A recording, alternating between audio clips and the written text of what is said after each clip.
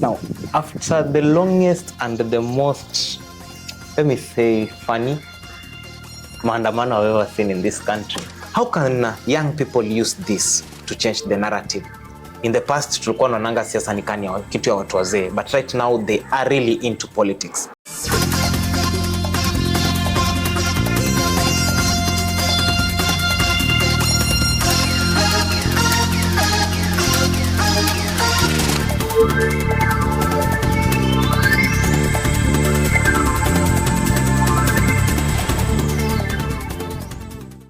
You know, Raila has been saying attender status, but he has never gone. But a few months ago, the Gen Z managed to get into parliament, something that to some point threatened the president, because after that, you can see the president is always paranoid whenever he's going anywhere. And after that, it was all about partyless, faceless, tribeless. And many said the Gen Z movement will die.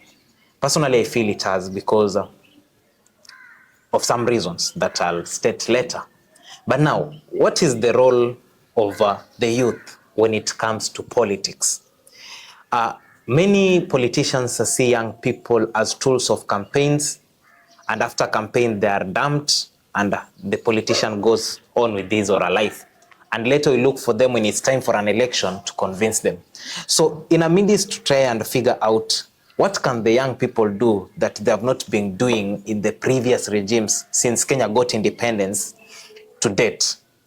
How can they use the current uprising, the current involvement of young people? Because I think it's the first time young people are greatly involved in politics. So, ladies and gentlemen, welcome to the Politician's Diary. And today, I'm joined by a young person. I won't introduce him, he'll introduce himself because I know he has a lot of titles. He was once a student leader at Pwani University. He has involved himself with the political class leaders, and as a young person who is also an advocate, I know he has a lot to share with us, so that as young people we may know, heading into 2027, in the next 2 years, what do I need to stand for when selecting a leader? Karibu sana. Shukran sana. Before tuanze, maybe introduce yourself. I go by many names, very many names, depending on the context, but okay. My official names are Edwin Kerito, alias, or widely known as Bush. I think very few people know me as it. Maybe even don't know me by the name Edwin. I know you as Edwin Bush. Edwin Bush. The other one is the other, I don't know. So Edwin Kerito, alias Bush, a youth resident of Kilifi, as you have said. I was a student here at Pwani, and at one point, I think we dive into it. I served as a student leader, and have been engaged in the formulation and the political journey of several coalitions that have served in the university. Currently out here, I'm serving as the president of Youth Advisory Council, or what is termed as a Youth Advisory Champions for Health, which is a county program under the Kilifi County government. An advocate, a community, can call myself a community officer, serving as an executive director of Youth Day Initiative, and various positions that cut across the health department, gender, disability, fraternity, bringing the aspect of a holistic approach to youth empowerment. That's the main thing. Wow. Now let's start it back in campus, because I think there is where leaders are bred. Seeing how young people or the youth take the campus politics. Basically, let's begin with the form of the leadership in campus. Does it provide enough ground to breed a leader for national politics? I would say yes, and I would say no. I joined Pwani some years back, around 2017. And I joined politics, the Pwani politics, around 2018. First year I was not that active in politics. During that time, we were voting under the one man, one vote. We're not using the current system we have. The one man, one vote is a replica of whatever happens outside. Total replica. That's why you could find someone would contest here in campus, and just after campus, they go and directly contest under the MCA docket. Because you're more of managing people under your own, because you're not as a group. You're as a politician, as an individual, that is. But with the change to the delegate system, it a bit changed the dynamic of politics within the universities. Weakening is a bit of a stronger word, but it changed the dynamic of politics from the outside world and the inside world. Because in campus here, in most of the universities that are using the delegate system, you'll find the same politician will be a bit hard for them to go and contest outside, because they are not directly involving the student.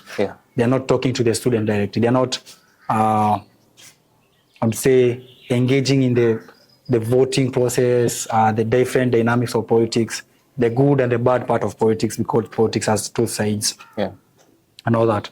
Currently, the delegates are the ones that mostly engage the students. The delegates come as a bridge between the students and the aspirants. So we find most of the student leaders, they don't have that touch of the hardcore politics. And out there, we need the hardcore politics rather than the soft politicians that are there. But largely, I think it's changing with time, and I hope maybe in the future we'll come back to the one man, one vote, because that system creates politicians. This is the one I can say that it creates businessmen. When a leader decides to vie, he comes up with the manifesto. Will you go for a politician? Will you go for the manifesto politics or the ideology politics? Whereby, I don't give you my manifesto. You people give me your manifesto. And on the other side is I telling you what I'll do. I'll go with, if I was to vie as Edwin or as Bush, I will not go with my manifesto. I'm one person. So manifesto is what is giving Kenya's politics. I will not go with my manifesto.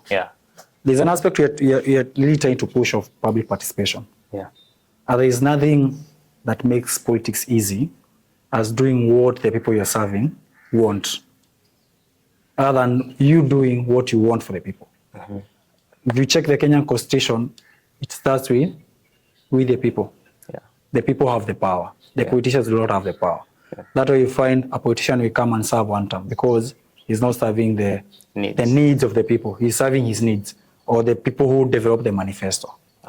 So you find a politician who, yes, he has a manifesto, but when it comes to the implementation, he directly involves the community.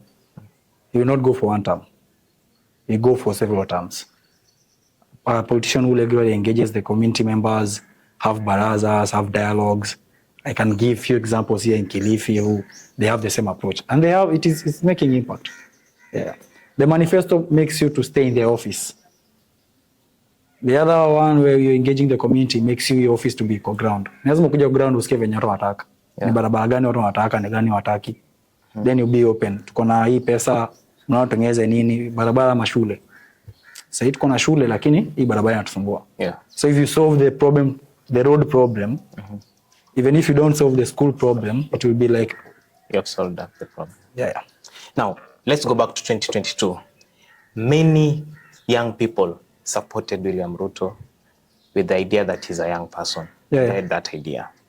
What mistake did we make that right now made the young people just become so... A mistake is a big word. Politics is a game of cards. You have seen it here in Pwani. And the small context you have had. Politicians always have several cards, and whichever card he wants to show you is the one that will make them win. It's very hard to know a politician. They have 100% pure intentions, or they have pure intention in the community. Whatever happens in 2022, William Ruto is a genius in politics. That's a fact. He has been in politics for some time. And whatever he realizes, he just needs a close touch with the population. And if you need a close touch with the population, which is the larger population, the youthful population. So you just need a close touch with this youthful population and make sure that you understand them. You speak their language. Once you speak, even if you're a bad politician, but if you can speak the language of the people during the campaigning period, mostly you win. Because people will tend to associate to feel he understands our problem. No. And politicians have different masks. Ruto has so many masks. During the campaign, alicheza hiyo mask ya hustler. Sasa anacheza mask ya power share. maintaining the sabu. Currently, cannot pay the same mask alicheza ya hustler. He's not a hustler anymore. He was not even a hustler. He just that we. He just tried to identify from the chicken upwards.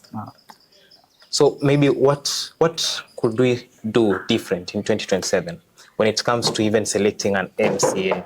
Because I know there are MCAs who have never even gone back to the people who elected them. When I sit down, it's a year to 2027. What should I look for that I missed out in 2027 that will help me get a perfect, or even not perfect, a better leader in office? I think the political dynamics is changing. And that's a fact. And this is brought about by the digitalization of things, the technological changes and all that. Yeah. Two, the politics of 2027 might be a bit different. You might see so many people going home, and you might see so many youthful people coming in. One reason is, if you check the voting patterns for this generation that is there, the millennial and the Gen Z voting patterns, or the voters per se, they are a product of the free education. So these two generations, the illiterate level is so low. If you check how many people in these two generations have degrees, how many people have masters, how many people have completed their Form 4, it is like 90 or 95 as compared to the previous generations who are voting in 2005 going backwards, 2002, 1990, 97 and going backwards, 1992. It's a different thing. We have a class where they are reasoning in these two elections. Whatever we had not experienced is betrayal. And I think betrayal came in 2022 when he elected Ruto. And we saw, yes, we can be, the game can be shortchanged at some point without this or our person. Yeah. I think in the next government, we are going to see more impeachments. We are going to see, at first, you are going to see more youths. And the more youths will be because of, we have learned, you have seen the uprising that has happened from 2022 to now. You have seen the level of youth that are engaging in policies. Because one mistake I think we were doing is, even as we were starting the Mandamano and all that, we never knew where to address our issues. Sure. You can have, there's a discussion we have been having in Kilifi when it comes to policy formulation, the budget cycle, and all that. You'll find previously the youths were coming, maybe currently just to face the enyemeisha ya budget cycle, the physical paper. Ungepata youth send a project. And at this moment, you cannot input a project in the budget. You have to start ile mbele kabisa memorandum around August, September. That's when you can input a project. Previously, even I never knew that. But now, if I want to influence a project within my community, I know when to start. And that's a change from now. Youths are more aware. I think we have had so many public participation, public creation of awareness across social media of when you should be doing things. Come 2027, there will be a drastic change. Most of these old fellas might go home. Might. The use of might is because as the youth, you have not captured the aspect of, yes, you're united. But you have not yet captured the aspect of being fully united and moving as a block. And that's why in the intro you said there was a Gen Z movement. From your perspective, you think it has died. Yes, it was leaderless, it was all that. But from my side, I think it has paused. It has not yet died. And the pausing is because at some point we are not, at the start tulikuwa na ile anga, so tulikuwa compact. But at some point ikiendelea, ulikuwa pata wanaingisha self-interest. And when self-interest comes on board, unaweza kuona it is not worth it. But the moment, and I wish before 2027 comes, I'll not call it a youthful party. We have a youthful movement that fully is youthful. Yes, TS might have the other older personnel because of the experience and all that. You cannot factor that out. Politics is not all about the numbers. Experience is also key. Someone who has experience and knows how to maneuver the system. Yeah. If you have that movement with guidance from the seniors who are I can call them youthful at heart, will win. And that might drastically change 2027's elections. The one that I know it will be fully a youthful election is 2032. 2022, we changed and we brought a youthful person into system, thinking they will be youthful to the end. Yeah. They have changed. 2027, we are most likely to bring youth now into the system. And between 2027 and 2032, it will be more of a testing ground. Okay. Can you work? The other guys never worked. Can you work? If the guys that are elected in 2027 who are youth and they do work, you have seen some good youth in this period working. Yeah. If you have more youth working, then 2032, we might be having a youthful president. I guarantee. Okay. So do you think this pause might cause some derail when it comes to 2027? It might, but not every time we go, the pause, when there's an uprising, like whichever we had, and there is the point of being radical, there's a point of being harsh, there's a point that you have to use diplomacy, and diplomacy without a leader is a bit hard, because you need someone to speak for the youth. Yeah. Another point I'm saying, if you have a movement that is fully youthful, with youthful leaders with pure intentions, that's when diplomacy comes on board. Yeah. A person who can speak for the youth. The pause will be there, and it will be triggered by, if Ruto continues doing whatever he's doing. I think you saw the change of tactics. Instead of going to the streets, you can use the non-violent per se changes or ways to pass our message. We saw in a football game just previously, the Kenya versus Gambia. People shouting whatever they were shouting. And expressing their concerns, expressing their feelings. If you can change that to T2027, because also using one route is boring. Kutumia tu maandamano kila time, watu watachoka. So having creative ways, digital content can maintain this thing till 2027. Such forums, such podcasts that you are doing can maintain the momentum till 2027. Then 2027, now it will have to have a spark now. And here is when the older politicians wanaona hiyo gap, and they know how to bring the spark.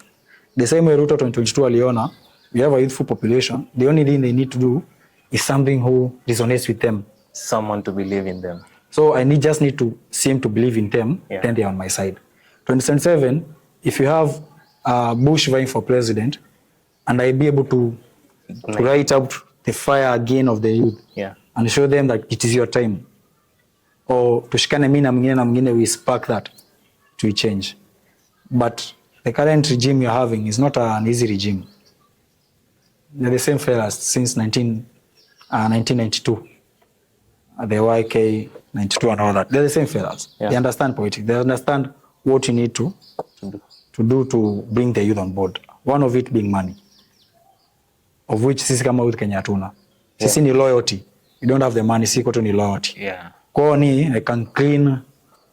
Naweza lipa maudhi 5,500. Mimi ukiniambia nilipe maudhi hata 1,100, natoa wapi? You see. But now the thing we need to do is, before 2027, using the different creative ways to maintain the momentum, having such dialogues, because dialogues across social media, they are really maintaining the pace, because that's how we get the information. I don't think there are still youths who consume mainstream media, very less. Most of us are in the social media spaces and all that. TikTok. I need to view kama nataka kuwatch news, acha ni watch hata saa 7 usiku. Si lazima nikuja na watch 7. Now that brings me to this question.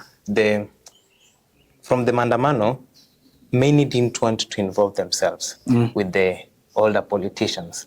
Even you remember the point when Akina Martha tried to come on board.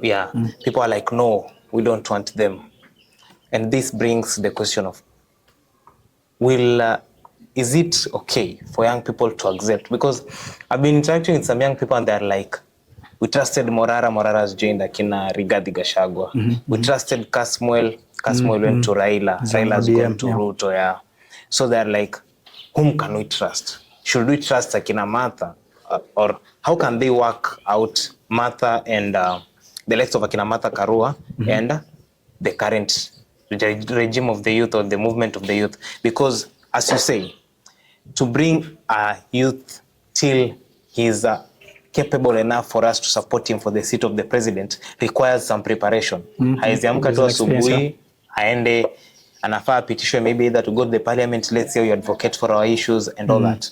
And maybe even someone was telling me, if you people are very serious, it may reach a point the government decides we're going to create a docket for a male, female and a person with a disability representing the youth inside parliament. But now how are we going to work with the likes of Akina Martha Karua? One, we cannot factor them out fully. At some point, I can say they're the same monkeys. It's the same monkeys in the zoo. Martha Karua, Kalonzo, Wetangula, they're the same guys. But at some point, I have said that the aspect of experience. Working them is based on the power share. The same thing is happening in the government now. Yeah. And that's why I said in 2032, that's when we might have a full youthful government. 2027, we might have a partial youthful government comprising of an older person and a youth. On the aspect of introduction into politics. And not only introduction into politics, there is what you see, which is about 50%. And there is what you don't see, which happens in the boardrooms, all that. That also plays a very key role. The aspect of the mobilization of the population, how to maneuver around. Some things I will not wish to go there, which happens even in the campus politics. Yeah. In any level of politics, there is what you see and there is what you don't see. Yeah. And they play a very important role. What you are seeing in the current political field, and that's why I think Akina Martha are attaching themselves to these other groups. From the public, they know what to do, how to speak, how to pinpoint. But now how to maneuver around with the system now, you must be in the system to change the system. Yes. You know? If you're not in the system, you must be the highest rank so that you can change the other. If you are the president and you have I don't know if mentioning names of a politician is appropriate. Yeah, it is. If you have a Fikilini president, then changing the entire system is easy. But in the level of an MP and you are a youth, it's a bit hard to change the system up the executive. I think because alias is facing it tough. You see, it's very hard to change the system in the executive because the power lies from the executive coming downwards. Yeah. If you're in the executive, you can change the entire system. But if you're down here, changing upwards is the issue. And that's why we need the both sides. The both sides who have been in the executive and us who want to get in the executive. Yeah. I'm not saying we have a president and a vice who is an old and a young. We can have even two young people, but they have the full backup of the older people for guidance, for showing you the direction and moving along with it. Now for the 5 years is the learning moment. Now 2032 is the pickup. How can youth use social media effectively, apart from dancing on TikTok and singing and all that? Now let's come to using this social media to advocate for what really matters to me. I think it already started. In 2022, 2024, what we saw, social media is a very powerful tool. Yes, you said you have a very learned youth population, but not all of us understand the context of law, the governance and all that. What we can use social media is maintaining the momentum. How do we maintain the momentum? Breaking down the information for us who understand the different documents and the different policies, breaking them down into the basic Swahili, sharing. Ile lugha unaona kama tukija kwa podcast, it's not a mainstream. Sasa tukuja hapa mbele, today we are discussing the fiscal paper. Tukidiscuss fiscal paper, tutaingelea na ile legal terms. Tunaongelea na ile simple yenye ule youth kwa pale mtaani ataelewa. Unaona? A key discussion you are having, like in Kilifi, you have a context of Kilifi youth. If I ask you the benefit of Kilifi youth policy, which you don't have, you may not have the extensive knowledge of what Kilifi youth needs. Because utasema si tunacheza ball. Yeah. Si tunaona governor anaweka tournament. Si ndio tunaona MCAs wanaweka tournament. But at a policy side ndakuuliza ni what law is governing them? No. Yeah. Because we don't have a youth policy. The youth policy is the one that should be governing the governor. Kama unataka kuweka tournament, weka tournament, hizi ndio vitu unafaa uweke, hivi ndio inafaa irani. So that akiweka hii tournament, I as an advocate or you as an advocate, unaweza kuja umhold accountable. Currently you cannot hold the governor accountable for the mashinani football games like wanafanya. You cannot hold them. There is no document guiding them. So it's just their idea. Ni mimi niamke leo niamua acha niweke futa. Niweke 100 million. But then do inawafikia ni ngapi? Kama 1 million ama 100,000, si ndio? Yeah. So how do you question about these 100 million? Ni mmefurahia mmepatiwa ngiriso, si ndio? But ni dongapi zimesafishwa hapo katikati? 99. That's the same card wanacheza. We have been trying to push for the youth policy in Kilifi, imekuwa na delay because they know once we have the youth policy, now we start questioning them. You'll have some things they are doing is my youth. Yeah. But whoever they are engaging is not the youth. I think that even is in the national government. Unasikia kitu ni youth, but ukienda. So the use of social media is breaking down these documents, making my youth waelewe what they need, what this government owes them, because the government owes the youth so much. We don't like say ukiulizwa how much you should be, the government should be kama we have an international youth day, of which inafanyangwa in a short way. It is sometimes it is done in a short way. Ama ni kama kuhurumiwa. Because we don't have these policies. So our main use of social media is creating awareness of what the youth are missing. You might be giving mnapatiwa mkate, but mkate is not what you should be getting. You should be getting pizza. But because you don't know what you should be getting, you're happy with what you have. No. Yeah. So social media, one, breaking down the information to the simplest information. Two, continuing the momentum. Social media is changing. We have the uprise of the podcast. We have content creators. There's an aspect of content creators other than the jokes and the dancing. Yeah. If you can shift to content that have key messages. Yeah. I think umeona some kukitokea something controversial on content creators wanatengeneza ka skit concerning it. Yeah. Then utaona hiyo skit, then itakutrigger na nini nilifanyika ndio huyu jamaa so utaenda ku research. Yeah. Unaona? Like I never knew about this matasi thing. Oh. Then nikaingia social media nikaona jamaa anahongana. Then nikaingia kwa podcast kesi akiongelea matasi. So I had to go and research what did matasi do. Yeah. I never watched the news. Nilikuwa tu Facebook napitia vitu nikaona ka skit. 30 seconds. The 30 second skits made me to go and research more on these other things. So I think this brings kuna the creative creators wale wanapenda drama. Yes, so these ones should figure out how to, like I like Kena's skit ile yenye amekuwa elected, amefungua briefcase akipita mbunge anachukua yake majority leader. Yeah. So this triggers you to go and okay, how much does an MP receive? Because how much does a project? Yeah. Mwanzo nimekuelezea kama hiyo team, hiyo tournament. Unapata imekiwa 50 million. So utaanza kujiuliza na Kenali tu maybe aka barabara kajengwa kadogo sababu doo zilichota choto. So anza kujiuliza madhei 100 billion. Tukiza 40 million do maybe tunafaa tuko najengwa kama beta mbili hivi. Tukishinda. But kwa sababu wanakusanya huku haitufikii. So unaanza kutrigger kwanza ku question. So the next tournament mtakuwa mnauliza yes mtupatie 100 million. What was the budget of this tournament? You know, the other day I was talking to, I think she has a plan to buy. Alikuwa anaangalia allocation ya MCA. You know, MCA anapewa, I think it's 50 something million. If that money, if you pay 5,000 shillings for every day scholar, day scholars wanapata free secondary education. Awesome. Now those are the questions that, now is a triggering question. What if it happened this way? Yeah. That's what it can maintain this momentum. For content creators, social media and all that. So that muelewe. Na wakifanya hivyo consistently mpaka mwisho. Yeah. The 2032 might come back to 2027. But if there's these gaps and all that, 2032 is the end goal. Is mainstream media failing in the kind of conversation it has? It is. From where I see it. It is.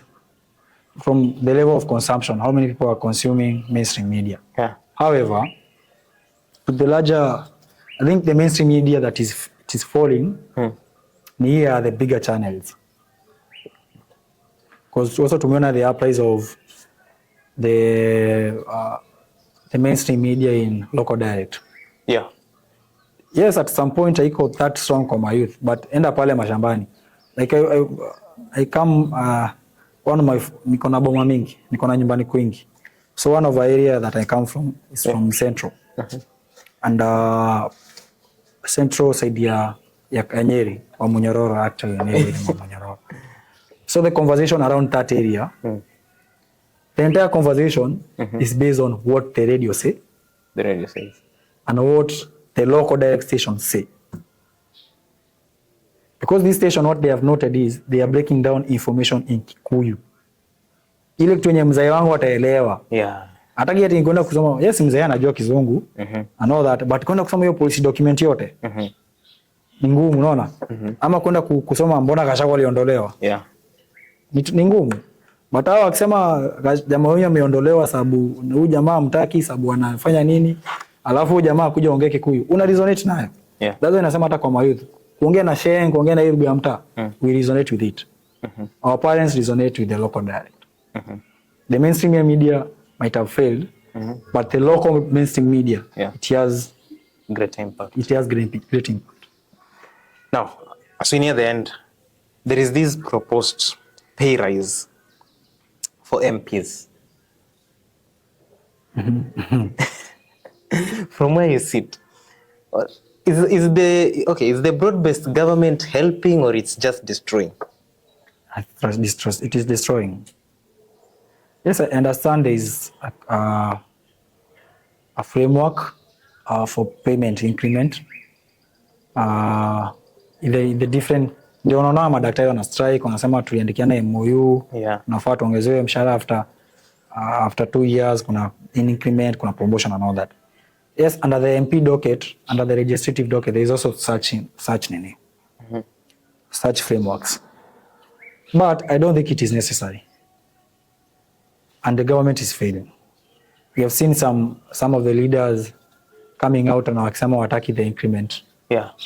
Publicly saying they don't need the increment. The increment should not be initiated. Yeah. But how many have done so? I think nimeona ya mtu mmoja peke yake. Onyonka. I've seen for Onyonka alone. Onyonka, I have seen for Medhu. Pia Medhu nimeona leo. So there are 2. Yeah. Unaona?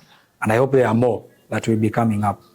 They have the power. The issue I would say they are failing. Yeah. They have the power to pose it based on the crisis we are having, the financial crisis we are having, the heavy tax burden we are having. Yeah. If they were to lead by example, I think they would have a pay cut. We have seen there's this state that is led by what is his name? In Western Africa, Traore. He had a pay cut for the MPs, all the legislatives, and an increment to the civil servants. That's a win. Even if you check it on a tax base, the tax base of the government is a win. I'm dropping a pay, 150 people. I'm increasing the pay for 300 people. Then I tax. It's a win. Yeah. Such ideologies was nafaa kuwa hapa. It's a win-win for everyone. If you can make 300 people happy and 100 not people happy, the majority wins. Yeah. It's a fall for the government, and I hope the MPs will follow. For the 2 we know, I hope the other MPs will follow the same direction, because they have the power to pause. Yeah. Till the economy is in a position where they can get a pay rise. They also have the position to divert. Yes, I understand the payments, they have their own vault numbers and all that.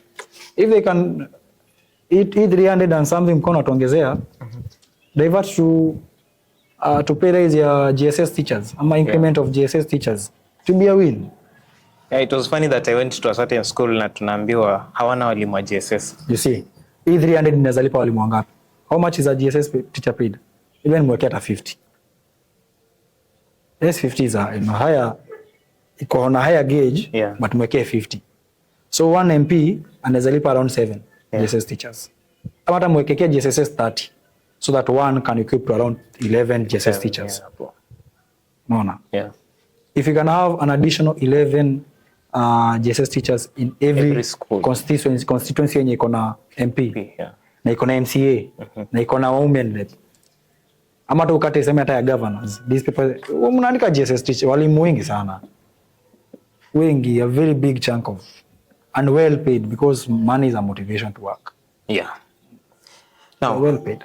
As we end this, maybe what will you tell the young people, because it's only 1 year and already the drums of campaigns are hitting very fast.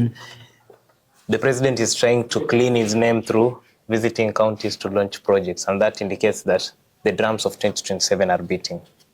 Just to end this, what will you tell now the common young person as we enter into politics 2027? What I would say, last year we started a very good journey, a very good movement, the Gen Z movement, whatever it tries to be. One thing I would say, we don't lose momentum. We might have one or two individuals who are self-interest, yeah, diverting into their own self-interest areas, yeah, but they are only a portion, even not a 0.01 of the Kenyan youth. yeah. For the bigger 99.99 whatever percent, let's be intentional in understanding the governance process, in understanding how to air our concerns, who to air our concerns, the different channels to use. Because you might say, yes, tutatumia Twitter ku air out our concerns. But kuna hiyo kwa Twitter, and there is a administrative part, the governance part that goes with documentation, writing of memos, following up of the same memos. If we have a mix of both, the social media aspect, the legislative, the governance aspect, understanding the different levels of governance, intentionally understanding the work of an MCA. MCA kwenye napewa dongapi? We are wise. Kuna barabara nikuja nikwambia nitumia 50 million. Hata hii barabara ya Pwani tukizaambiwa walitumia 10 million. Hapana. Hata sisi tunaweza fanya tender. Some of us tunafanya hizi tendering process. We understand the value of, we understand procurement at some point in a bloom, in and all that, but it cannot be 10 million. Once we understand all these things, we'll be able to know who to question what, where to air our grievances, and continue the momentum close to 2027. Two, another focus should shift to the counties. Tunapiga national government sana. Ruto akifanya kitu, akienda kufungua mradi, tuna spotlight. But there's a bigger theft that is happening in county, starting here in Kilifi. A very big one. And this is because on the context ya Kilifi, tunaangalia the national government ndio ina to affect. But if you check the sectors that the county government is in charge of, like health is iko kwa county government, ndio it was decentralized. Yeah, it was decentralized to the county government. Yeah. We have the education partially decentralized. Yeah. If you check education, mnapiga Ruto sababu ya nini? Education. Na wenye wanapiga Ruto ni wenye out of high school na primary, ndio. Watu wako primary na high school wapigi Ruto.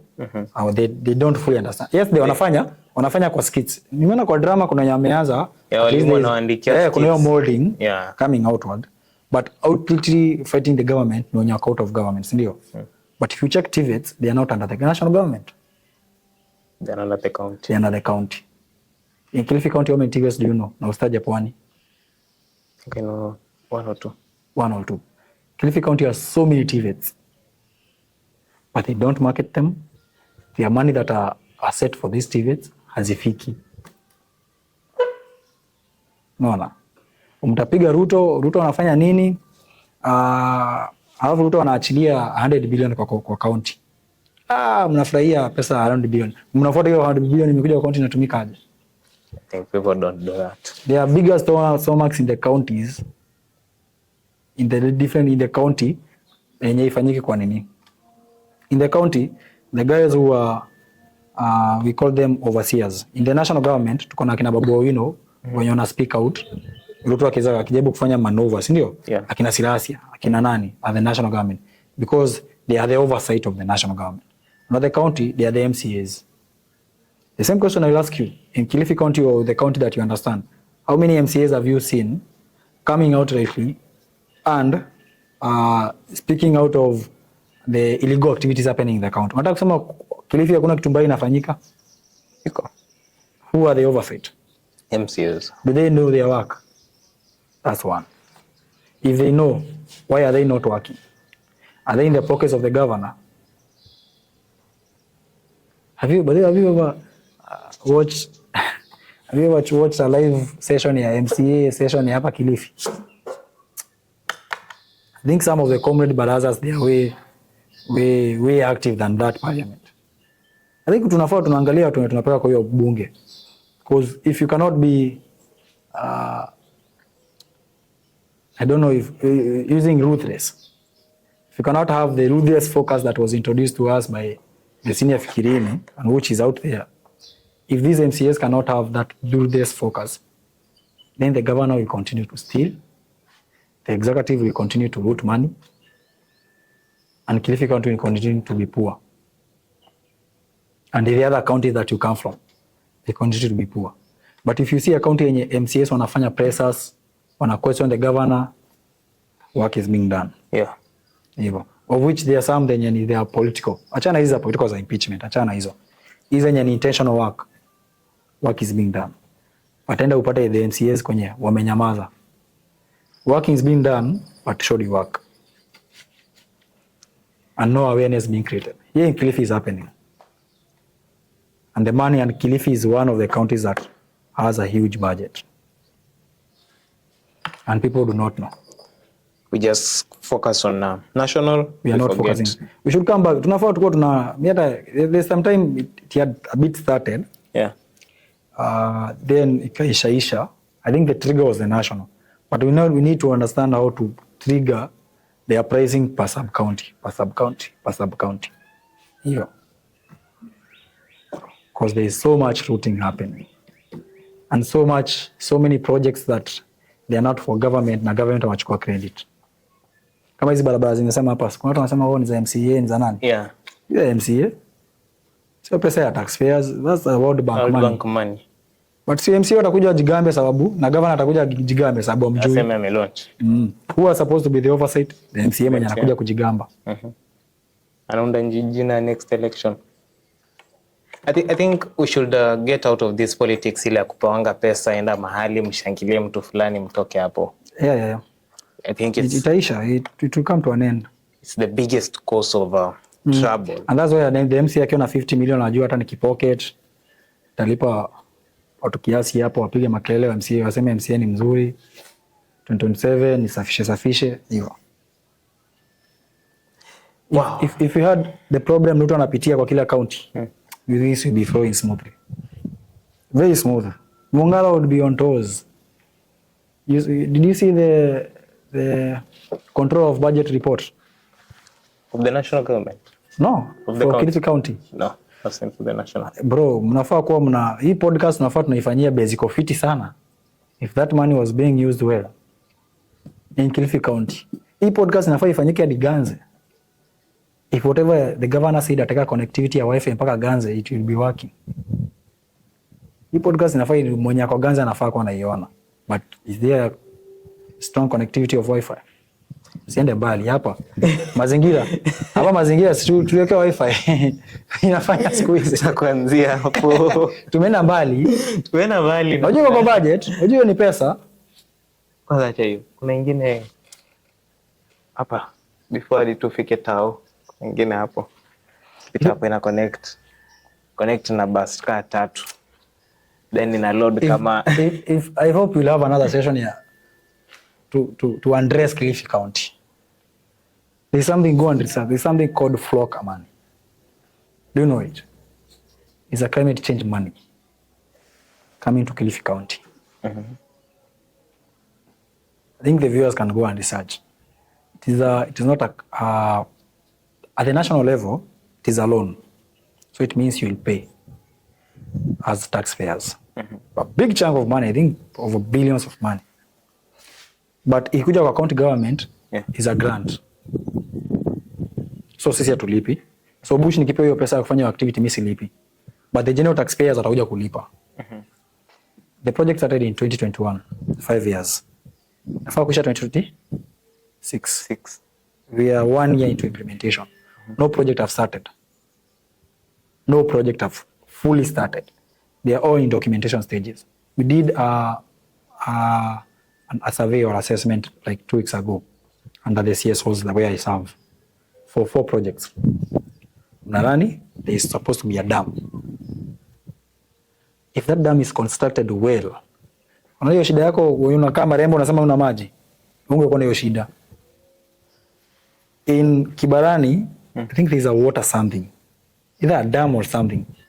Mimi focus na Mnarani na Dabaso. There is a water program huko. Of which kama Mnarani kuna dam na huko kuna maji. Yeah. Kilifi County yote inafaa iko na maji. Tumebakisha 1 year of implementation. If you go to Dabaso, there is a program ya kitchen gardening but on a context ya maji. Of which tunakuja tuna set up kama mimi nakaa Kiondani, tuna set up a water place at my land. Then the water place inafaa kuserve some members around the community hapo in case they need water. Yeah. Then the same project is attached to, let me use Pwani University. If in case they come and set up the project here at Pwani, then ile shamba iko pale, kupandwe mchicha and the basic foods. Yeah. Zile tunakula huko, si ndio? But ni doza nani? Za gava. So sisi, wewe kama student, ukienda mtaani na una do ya nyama. Pitia hapa ile mchicha unauza 20 huko, unaona hapa na 5 bob. Naona. Cause the only do yenye wewe 5 bob anachukua do ya maintenance ya shamba. Cause already everything is set up. But sasa nyinyi mmepata food in accessibility. That's what should happen in Dabaso. There are around I think 15 projects. Zime stretch 15. If the 15 zimeanza, watu wa Dabaso and Dabaso stretch Watamu ward angekuwa na shida ya food. Na hii food ingekuwa inakuja mpaka Kilifi North na Malindi. Cause kama ni surplus, si wana supply. So project zote hazijaanza. Ya mna huko iko na 30 million ya kwa ground. Kuna do ya administrative ishatumika, watu wamenunua magari, watu wamenunua nini. There's so much in billions in Kilifi, in millions, hundreds of millions in Kilifi ya flock. But do you know? No one knows about it. Tulienda kwa community walikuwa wamekasirika, waliwaka. And very soon, wataraya, I'm not a prophet of doom, but so such conversation, nakwambia, the theft is not happening there. It's happening down here. At your doorstep. At your doorstep. Kwa huo ndugu yako na dadako. So if we are creating this Gen Z movement, I think tuianze pia, I think it will be decentralized back to counties. Yeah. It will be so strong. Because if the counties are, I liked the one for Kakamega, Dotena, Elisha. Kakamega, they'd reached a point they decided the youth themselves, they'll remove the governor. Even Kilifi kwa time because the same conversation. At least, hiyo time ya, mpaka time ya femicide. Kwa time because I interact with, under the CSO and the county program at we interact with the duty bearers. Yeah. And they were tense. They were totally tense. I will tell you that. To the point that they were not reporting to the offices. They fear they'll be attacked in offices. There is power in the people. That's the point. And that's the point when you might on a foil. There is power in numbers. If one thing I usually say, if they could not, because number one, I think Ruto knew the moment how watu waliingia parliament, anyone killed inside here it's a case. Outside, but outside.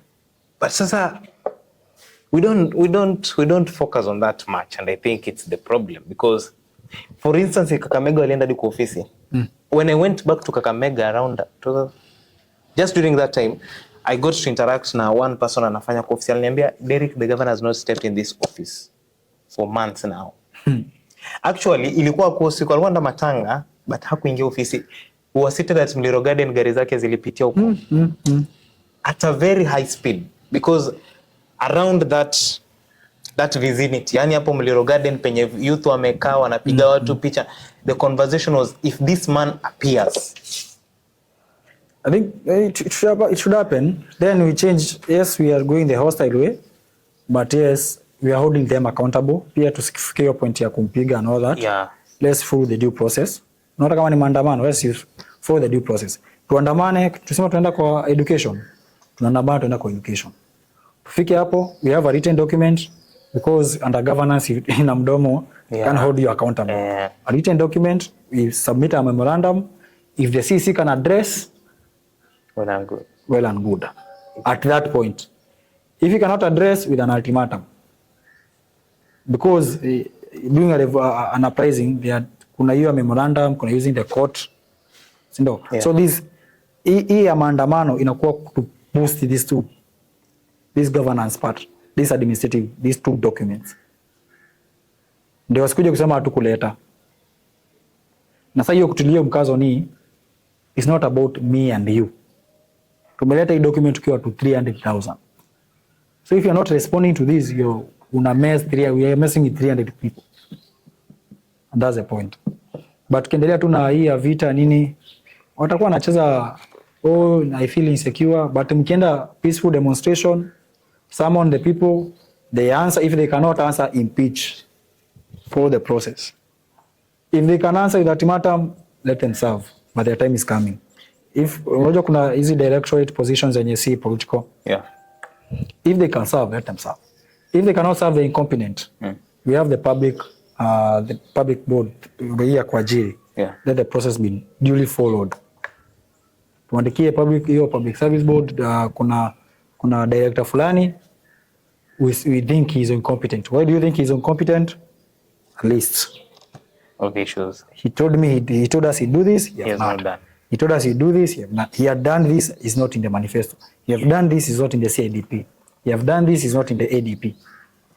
I think the best way to attack the tree, or the best way to attack, let's say, the government, if you start with those serving him, they'll fear, and the government will be like, if those close to me fear, because they are receiving a lot of pressure. So if I pressure you, you pressure him. So if he gets the pressure, how do I consolidate them? If I give these ones money, it means hii money lazima ifike penenda. But now I think also the problem is tuna target the head alone. We forget those surrounding them. I'm very sure ukiuliza watu, who is the CC for so and so? By the way, actually, I realized hadi ma CS at the county level. Unaambia ndio CS wa agriculture ama CS wa agriculture. By the way, hata mimi kuna director hata nishtuka. Tunakuwa naye hapo locals. Sijui ni director, nikuja kujua ni director after nimeingia kwa hii space. Watu tunapiga naye hapo. Ukitipata locals hapo, ni raia. Kwa locals tunatusiana Man U na Arsenal hapo. But he's a director. We don't know our administrators. But kwa national tunajua ufikirini ni PS wa youth. But hapa kwa chini nani ndio chief officer wa youth? Very few people know enough side. We need to have a whole month of episode to just break down the county government. We should. Bit by bit. But today just wanted to talk about the youth, to understand what role we have. And you have brought in a lot of issues, of which, I think these documents, I have a friend, she's a lawyer, a human rights lawyer. She usually breaks down bills. For instance, that's the kind of people you need now. For instance, when, how do we call her? There is this lady, hadi jina yake limpotea after ameleta bill mbaya ya agriculture. Sabina. When she brought this agricultural bill that was not sitting well with people. We sat down, we broke down that bill. and we saw people reacting to it. And also when she was able to get a photo of someone who had brought a very controversial bill in parliament. So she does that. She usually breaks down bills. And also there's an episode we did of was it 2 weeks ago? Yeah, where alikuwa na breakdown why you should not quickly sign niende nifanye kazi Saudi Arabia. And people are like, hadi wasawa kujua ati Alfred Mutua ameunda nyumba Mombasa ya kutrain watu. You see that, like, the good thing with the podcast and like the mainstream, I know for my team. Tunaweza kuja tatokea tu. Unaona tumekaa hivi. Let's have a session where, yes, I understand policies to a certain level. She understands policies way better. Let's have another youth who does not understand policies. Yeah. We have the discussion so that hata huyu anaweza uliweza muuza maswali. Yeah. Like, hey, you document mimi na mwenyewe sijui na nimekaa hapa. No. Yeah. The same way I don't know everything. No. For her, she may have the knowledge here at the policy level. But huku chini kuna vitu tunaambiwa zenye hazi-align. So pia tutamwambia by the way, kuna kitu governor anafanyanga hapa chini, wewe unaona aje iko right? Atuambie yes iko right. Under his duties, yeah. It is mandate to do that. So hatuwezi mtusi na hiyo. But yeye yenye anafanya nyingine, hiyo anabeba ufala. No, such conversation inafazini as time goes by. I pray to God I get enough equipment. Ni travel Kenya mzima 47 counties to just listen. Like, ifike point sasa ni viongozi wenyewe wanawatafuta wanaambia tuendeni kwa wananchi tusikizane now, because I think mainstream yuka siku hizi Citizen wamezoea wana recycling kasmwela hadi nishachoka kuwaona. Alafu hata hiyo conversation yao ni kama iko sijui Raila this Raila that, like we make one person the topic. Same. But as you said, we need to break down the county government. I thought of it, but not that much. But I think I need to give it a serious thought. Because I think everyone is talking national. We need to bring it back to the devolved government brought changes. But now we are focused on the main. We have forgotten the... Niko sure hadi kuna dhambi zingine tunaikianga Ruto zenye si zake. Sana mingi. Mambo kwanza mambo ya health. Hatuna madaktari. Ruto yani ulisema utaajiri madaktari. Ai. Daktari ni wa county. Si tunaikia Ruto. Iko chini ya county. Hatuna walimu kwa walimu wengine. Hatuna, lakini walimu ya shule primary na secondary kwa gava. Kwa gava wengine wako huko chini county. But unatusi Ruto ati sina mtoto wa ECD, sina mwalimu wa ECD. Ati wao hatuna chakula ya ECD. Hiyo si ya Ruto. Hiyo ni ya Mungaro. Kama hiyo area yako hakuna nursery. Mungaro is not working. Ama unaweza zunguka tu hivyo mtaa yako hata uone hakuna haja kupata mtoto. Mungaro is failing you. But ukitaka tembea hivyo uone kuna kanasari hapa na kako sawa anakunywa uji. So unajua hata nikipata mtoto kama raia hata hii age yangu nimesave pesa ya saa 4 ya lunch ya mtoto. Now the government is working. Kama kila TV iko na wifi. Ati hii podcast kuna jamaa kwa Godomo huko anasikiza bila stress. Sababu kuna accessibility ya wifi. No, Mungaro is working. But as long as you're not getting the views za huko, no, it's not working. The context ya Kilifi, I don't know about the other other counties. But I'm a resident of a lot of counties don't work. Zenimenda, zenajua, nyingi hazi work. Not all county leaders are not working. Kuna wale wenye wanajaribu at their levels. Hata MPs. Yeah, kuna MP. For instance, Ndindi Nyoro, I give him his flowers. He's doing a very good job. Babu Wino is doing a tremendous job. But I'm a product of Islando, so we give him his flowers. Nanga mtaa naona yenyewe Rayana changamka. Hapa Kilifi, I give Oscar Wanje his flowers. He's really trying. Let me as we part short. He's a best example of person mwenye ako kwa ground. Yeah. I went to a session in Uganda. It's in Uganda ward. Tulikuwa nafanya review tu ya vitu zetu. And the conversation unaweza ona how the community iko merged na MCA. How wana interact na MCA vizuri. Unaona kuna kama hapa sokoni, acha tumia hata sokoni. How like do you interact? How do you interact with the MCA? Simujui. We have a full institution, na hata MCA akujangi shughuli hapa. Hadi culturalika kanyagangi. Akuja akotura dada zake, mimi naweza patana huko locals, naweza patana na Tiba. Ni nani? Kenya hapo nyuma Tiba.